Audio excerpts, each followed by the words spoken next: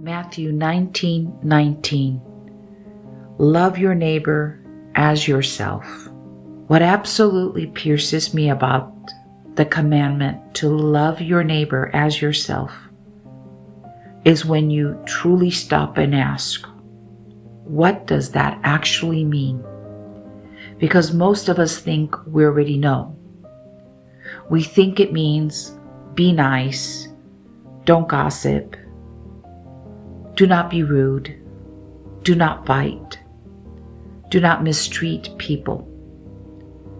But then the Amplified says, loving your neighbor as yourself is to unselfishly seek the best or higher good for others.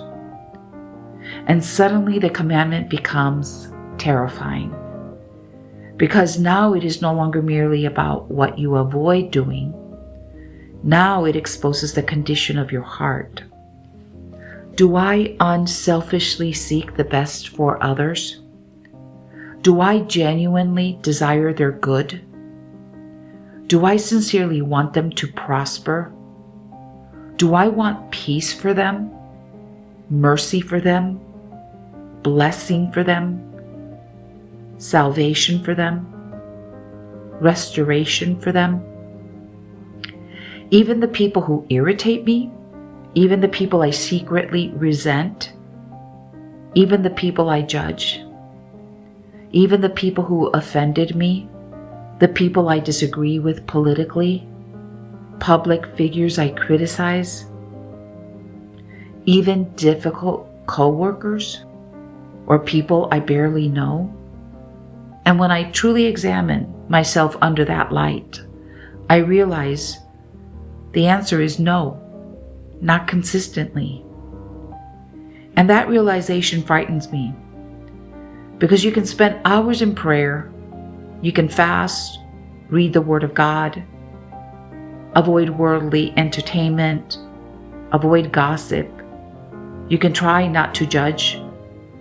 You can be morally disciplined outwardly and still fail at the very thing Jesus called the second greatest commandment. That is what terrifies me, because many of us comfort ourselves by comparing ourselves to obvious sinners. I don't do this. I don't do that. I'm seeking God. I'm trying. But then the light of God shines deeper than outward behavior and asks, did you love? Not did you avoid open hatred? But did you genuinely desire good for them? And that is where I feel undone before God. Because if I'm honest, there are times when someone offends me and inwardly I want them to fail. There are times I see someone prospering and something inside me does not rejoice for them. There are times I criticize people, judge them, become irritated with them, or secretly hope things do not work out for them. And then the Spirit of God confronts me. That is not love, because love, according to God's standard, is to unselfishly seek their higher good. Not tolerate them, not merely avoid attacking them, but genuinely desire good for them from the heart. And that is an entirely different standard. That standard exposes how selfish human nature really is, because naturally we think about ourselves constantly. My comfort, my feelings, my inconvenience, my desires, my offense, my reputation, my success. But love forgets itself enough to desire good for others. And when I began understanding this commandment more deeply, it honestly put the fear of God in me, because I realized I had deceived myself at times into thinking I was doing well spiritually simply because I was avoiding certain outward sins.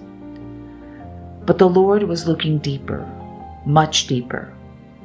He was looking at whether I actually carried His heart toward people. Do I want mercy for them? Do I want restoration for them? Do I want blessing for them?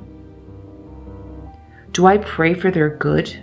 Do I rejoice when good things happen to them? Do I grieve when they are hurting? Do I sincerely desire their salvation? Or am I still trapped in selfishness while appearing religious outwardly? That is why this commandment is so weighty to me now, because it reveals that true Christianity is not merely external discipline. It is transformation of the heart. And honestly, when I look at the love Jesus commands, I realize how impossible it is apart from Him, because this kind of love is supernatural. The flesh does not love this way. Human pride does not love this way. Selfishness does not love this way. Only Christ in a person can produce this kind of love. And that is why this revelation has humbled me so deeply, because God has been shining light into places I did not even realize were still dark, exposing hidden resentment, hidden selfishness, hidden lack of mercy, hidden pride, hidden hardness toward people. And the frightening thing is that outwardly, I could still appear good, while those things remained buried in the heart. That is why the fear of God is necessary, because His standard is so much higher than ours. And now my prayer has become, Lord, do not let me deceive myself. Teach me to love the way You love. Teach me to genuinely desire the good of others, not outwardly only, not in words only, but from the depths of my heart, because that is what it truly means to love your neighbor as yourself.